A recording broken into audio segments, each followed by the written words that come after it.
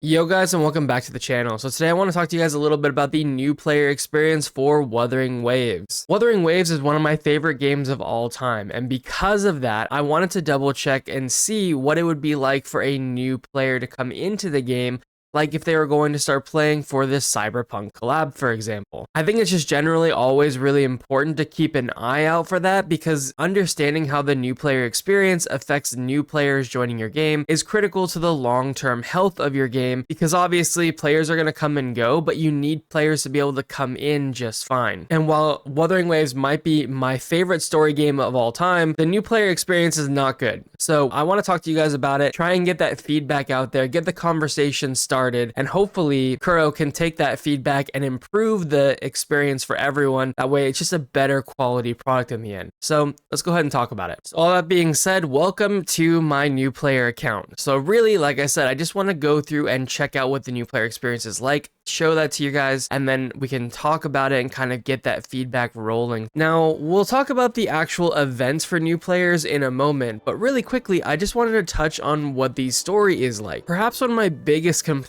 is actually the story skip. And to clarify, it's not really a story skip so much as like early access for whatever story you're targeting. So in this case, we're going to be getting early access for chapter 3. And so this is the process of doing that, but you can still go back and do the chapter 1 story, which should, I think, unlock the chapter 2 story, etc. So basically what I did was I tried out what it would be like if we were to skip from the main story in chapter 1 all the way to chapter 3 in Lahairoi. And what I found was that you're essentially given a bunch of still images provided with text. There's no narration, there's no cutscenes, there's no real storytelling either, because it feels like there's really important things that get missed altogether. One of the most blasphemous things is that in that like quick storytelling, it doesn't even mention the Grand Architect whatsoever, right? So their overall like summary of what happened in Renacida doesn't include any information or even a glimpse or mention of the Grand Architect, how we met him for the first time, how he's the person behind the Fraxidus. All it even does at all is it slightly mentions that there is a group called the Fraxidus and one of their members stood in our way, which I feel like is a huge downplay in what was kind of like a crazy lore drop, that the Grand Architect has been working behind the scenes and sort of even implies that they knew Rover maybe on a personal level at some point. And again, now that we know what we know about the Grand Architect in the chapter 3 storyline, it seems absolutely insane that the initial like encounter and the first time you actually speak to and interact with the Grand Architect isn't even mentioned here. Genuinely, one of my biggest recommendations would be for them to truly overhaul this. Have the voice actors for the MC do a proper narration based on the character that you picked, whether you're female MC or your male MC or whatever, and then have them do a narration over a few still images, show a cutscene, do a little more narration over still images, and do a cutscene, just kind of like that over and over again to try and get the real feel and vibe for what is happening in these really big moments. If you do want people to be able to get invested, you need to give them more detail than this. Unfortunately, that's just the truth. And if you want the expectation for them to play through it, showing them some of these big, important cutscenes might help them actually get a little more excited about it. I also think just in general, these would be things that you should just add to the game at this point, knowing that this is going to be a live service game that's going to live for many years. I have no doubt in my mind many players would love the opportunity to go back and see, some of those old cutscenes or like a summary of those old cutscenes, for example. This doesn't have to only be for new players, but it would help the new player experience significantly.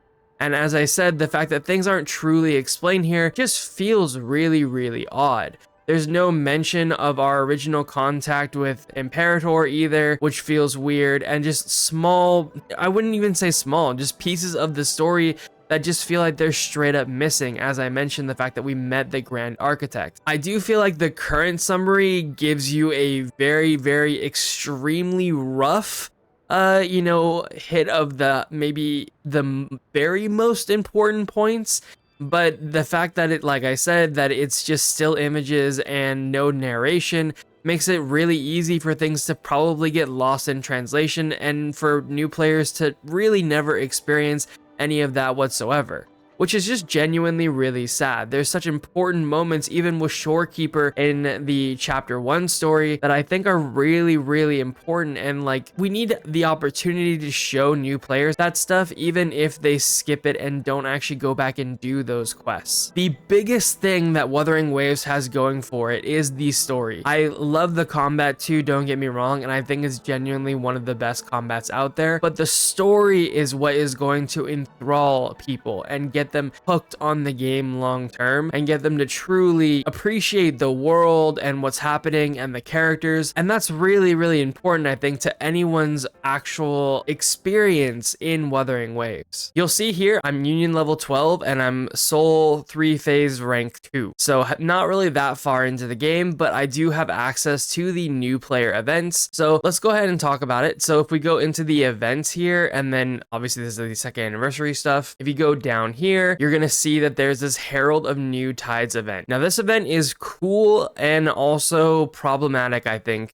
just objectively. Now the overarching idea of this event is that you have access to a set of 1.0 characters here that as you level up your world level, you will unlock. And then as you level up your world level and get higher level cap, their levels will actually sync to the new level. So it's a character more or less that you get to trial and use that you don't really have to put any investment in. They also have access to a purple quality weapon, so not their signature weapons, and some echoes as well. But again, you don't have to put any investment into these characters, and you're going to be able to use them while you progress forward, meaning you could pick 2 characters to level, and you should have a team at least for the first 30 days. But that is where this event does start to fall apart. It is limited not to a certain like maximum level, but to a time duration of 30 days. These characters are specifically chosen, I think, because they match a new player banner that new players obviously will have access to. And on that banner is a bunch of these 1.0 characters and Shorekeeper. Shorekeeper being the only one that I feel like would be even remotely worth it. Can you imagine if instead of these 1.0 trial characters, there were 3.0 trial characters? I can't even imagine how much more people would enjoy the game if they had more interesting and more exciting moments of fun, right? The 3.0 characters like Hayuki, have insane looking animations and skill effects that just look and feel phenomenal. And that's just not what you're gonna run into with characters like Yinlin, really just any of the 1.0 cast. I do think it does get a little better once you get to world level 2 and you can unlock Chang Li, because of the bunch, I feel like she's just objectively like the most fun to play and the best value out of them. But again, even for the characters that you're going to summon on this 1.0 banner, you probably have to go for Shorekeeper, right? Like, I don't think there's any way around it. Unfortunately, this banner actually also happens to be using your limited time pulls and currency. So it's not a banner where you can use like standard banner pulls or anything like that. It is limited time currency and it only lasts 30 days as well. I think it's worth it to give a little bit of perspective here too. So at the time of this recording, I played probably, 5 or 6 hours at this point, just going through and kind of reliving the story again and enjoying a little bit of exploration here and there. But in that time, I've only earned enough for 19 total pulls. And for reference, 10 of those pulls were actually from the second anniversary event. So when that event goes away in a few days, it will essentially be -10. I only have done 9 total pulls in that same amount of time. So the new player pull rate is not very good for these limited time banners. And in fact, if you want the currency to pull for these limited time banners, you have to just go through the world and farm it manually yourself. There doesn't really seem to be a whole lot of them that are available to new players. There are a few in the daily logins, and there are a few in the level up boxes that you get, way further into the game. But at least when you first start the game, they're not very generous. Another thing to keep in mind is that there's no extra rates or anything like that. It's still 50-50, and you still have to hit 160 in order to guarantee your character. And when your best damage damage dealer might be Encore, pulling Shorekeeper while she is amazing doesn't exactly feel phenomenal. So not only is the event actually limited to 30 days, but also this new player banner where, like I said, you're going to be using your premium currency for this. So this is literally the same material and currency that you would be using to summon someone like Hayuki or something. And so that's part of the reason why I say, like, especially the DPS on this banner just don't make any sense at all. It's in fact kind of a bit of a trap, it seems, to do anything other than Shorekeeper on this banner. And again, these characters, many of them are characters that you get to try in the trial. So in a way, it's kind of like Kuro is hoping that you're going to try the trial characters and then pick those 1.0 banner characters to spend your currency on. But again, that's kind of why I say that it's a trap, is because doing any of them other than Shorekeeper, who is also the last trial character that you can try, just doesn't actually make any sense. Otherwise, as I said, you would just save for a bigger value character that you're going to use the same currency on. And again, you only have 30 days to try and get 160 pulls if you want to guarantee your Shorekeeper. And that's a massive bummer. Most people who are going to be checking out a game, or who are going to be tourists and be looking at it for the first time, maybe checking it out with the Cyberpunk collab, one, probably want to use their currency and limited time pulls on Lucy or Rebecca and not on Shorekeeper, which is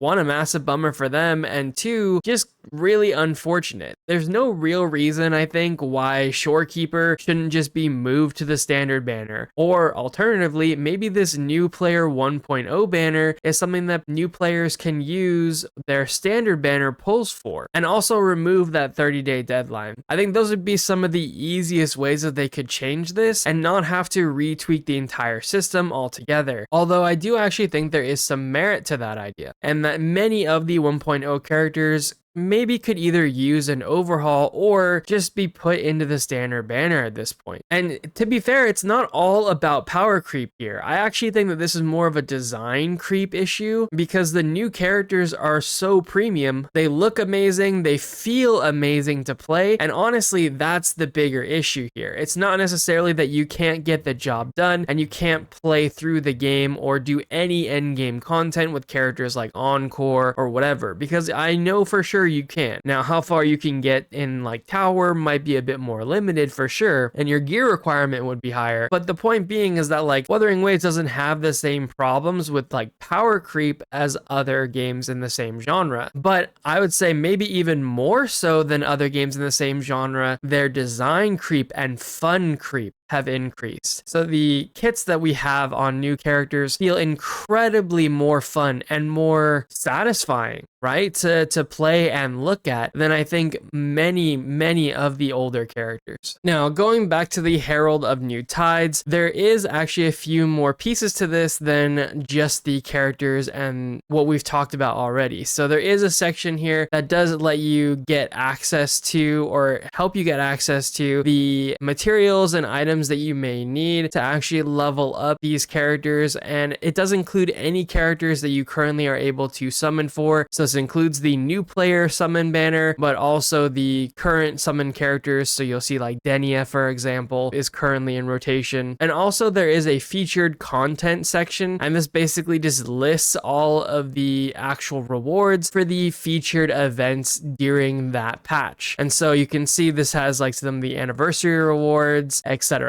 So it is a nice way to show players kind of where they can go to get those rewards, but this is going to change significantly when the anniversary ends. And some of these pulls that you see right here aren't going to be there for those new players when they come check out the game. And then finally, there is the new resonator section, which kind of just gives you a little bit of a rundown of the characters that are available to pull right now and helps direct those new players from the Herald of New Tides over to the Convene section. Players also have access to the Solaris new Voyage celebration, which says that it's permanent, but then it also has 8 days and 11 hours remaining on it, which is the same timer as those original 30 days on my Herald of New Tides and the new player summon banner. So not sure if this is actually permanent or not, but basically this is a way to give players, once they've made enough progress in the game, a selector for a 5-star standard banner character. Now, for veterans, you know that nobody here is really that worth it at this point. Verena is probably one of the better options, but because players have access to only Shorekeeper on the other banner, I don't really think they should go for Shorekeeper and Verena. I think it's probably better to go for something like Encore and help build a single team at first. Alternatively, you know, they could use their premium currency and skip Shorekeeper and use it on like, you know, a Hayuki or an Imeth or something of high value for their DPS slot, and then just pick Verena. But the problem with Verena is, one, she's not really like a super great support in this day and age. She's still really, really good and very strong, but comparatively to other supports like Shorekeeper, like we're seeing Chissa now, Mornier, stuff like that, she's not really as good anymore. And just in general, you're gonna be likely to get Verena anyway from, you know, losing a 50-50 in the future. Kind of, I guess, just depends on if the person playing, you know, wants a really cool high-powered DPS, or if they're thinking more long-term and want the ability to have someone on their account like Shorekeeper. And this is actually a pretty good event. It just doesn't give the best characters, but the way that you get this character isn't from doing summons or anything like that. It's actually just from doing a bunch of different things. You're basically just checking a bunch of checklists, going through, exploring the world, making character progression, doing main story, leveling up your data bank, doing even end game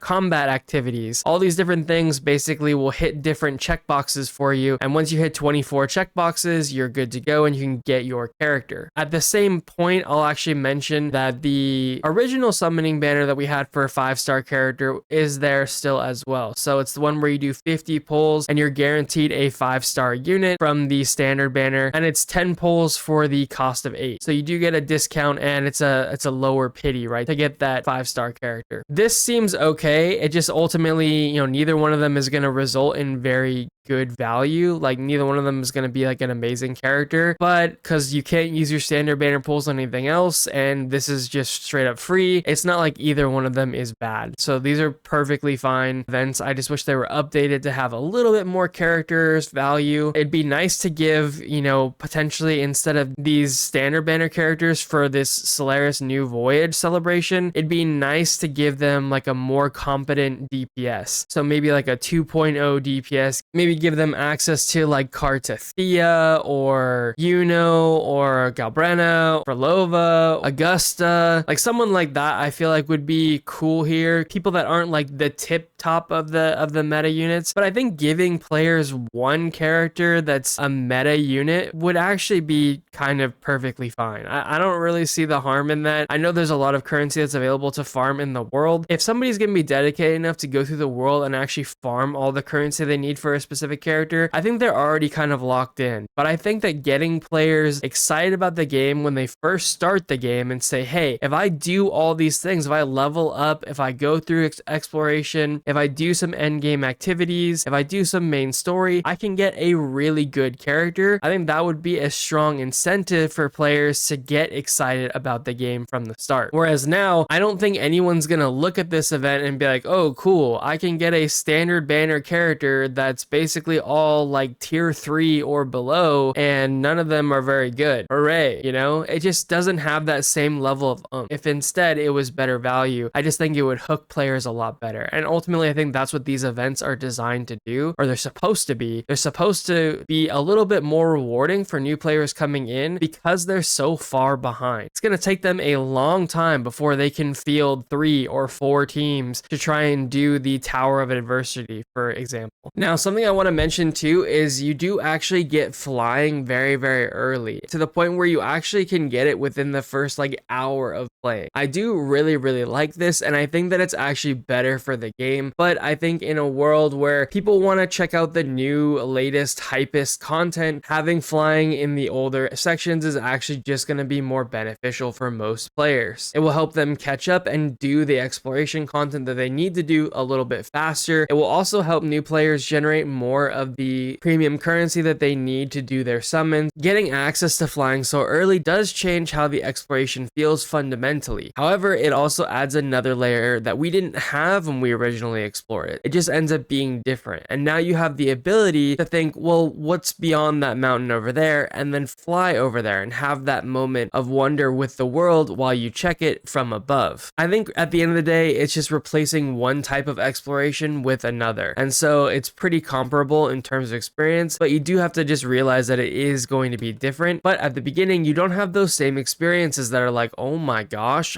look how big this mountain is. The world feels smaller in terms of height, but you quickly get a feel for how large the world is in terms of width and how far you can fly and stuff like that. It's also worth noting that they do still have access to the awakening journey that we had access to way back in the day. That does give you a free 5-star weapon as well, which is still good. And all these things are good, but it just doesn't really work all that well. Standard banner characters and standard banner pulls, by that association, are worth a lot less than they used to be.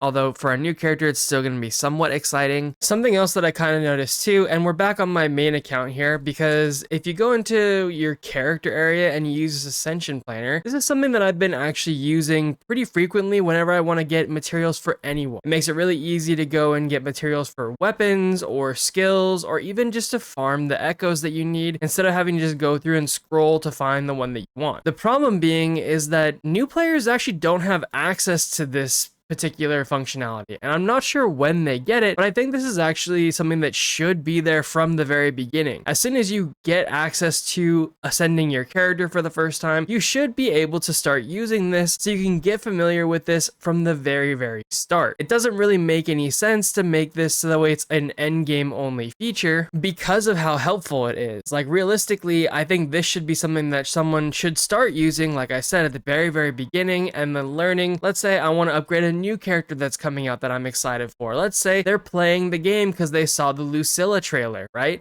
They can go here and start farming the materials that they need to get this character fully upgraded. That's something that anyone should be able to do regardless of what stage of the game that they're in. One thing I want to mention kind of in my closing thoughts here is that one of the most important things is to understand your strong suit. And in Wuthering Waves, the real strong suits are the combat, the characters, and maybe more importantly, the story. And the way that you're going to get players to stick around long term is getting them hooked on those first two, the combat and the characters, because admittedly, right, going through the 1.0 story, it does not hit right off the bat. Like, it's not bad right off the bat. I think a lot of players talk down on the 1.0 story. Like, just objectively speaking, the chapter 1 story does have some really high moments, some very important moments with honestly some of the best characters in the entire story. Characters like Shorekeeper, characters like Cheng Li are still fan favorites to this day. Those moments matter in getting people involved in the story and getting them hyped about the future storyline as well. In a way, those relationships that you make in chapter 1 kind of set the foundation and kind of the tone for how the game moved forward. In chapter 2 and in chapter 3, you get those same kind of relationships, but just built on another level. Crow got more experience trying to build those relationships between you, Rover, and the characters, and also while telling the story, and they just got more efficient at it over time. And we've kind of seen the penultimate of this relationship form with Imeth in chapter 3. There was a reason why the 3.1 story in particular hit so very hard for a lot of people when it first came out. That was for a lot of reasons,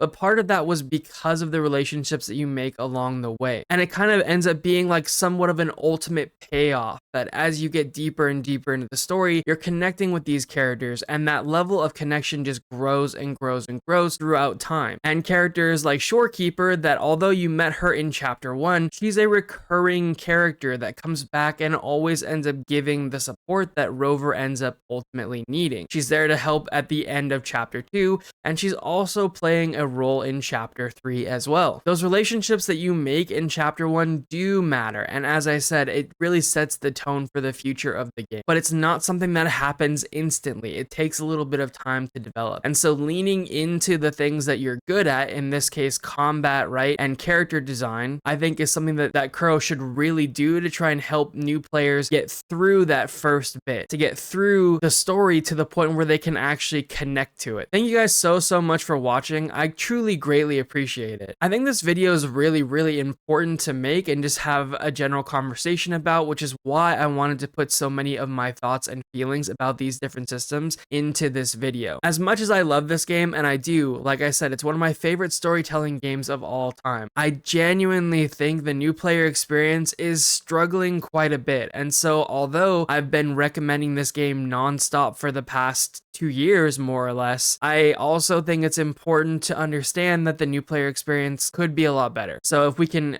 have that conversation, we can give that feedback to Kuro and kind of help them develop the new player experience, then this game can just grow and be a better overall experience, even for new players coming in, right? I truly do think that there's a lot of things that they could do here to fix this stuff, and some of it really wouldn't take that much more time. Simply just changing those characters that are on those banners shouldn't be the biggest time investment. Changing the currency of the new player starting banner from limited time pulls to standard pull shouldn't be the biggest time investment. Going back and redoing the story recap from chapter 1 all the way to chapter 3, now that's probably going to take a little bit of time, but ultimately I think all of this stuff would genuinely be worth it, and the payoff would be massive. New players would come to the game, players would return to the game, and we would see just the community of Wuthering Waves grow, just like everyone else watching this video. I know that if those players can get far enough into the game, they're gonna love it. It's just whether or not they can get to that point and really just have it start to resonate with them, right? So thank you guys once again. Comment down below if there's anything that you thought I missed or anything that you think of that you would like me to add to the new player guide video. That's probably going to be one of the next videos I put out. It's actually a guide that I've been working on for how you should go about your new player experience, how these systems work exactly, and which characters I recommend, etc. So let me know your guys' thoughts and like the video if you guys like the video. Subscribe to the channel if you want to see more stuff like this, and I'll catch you guys in the next one.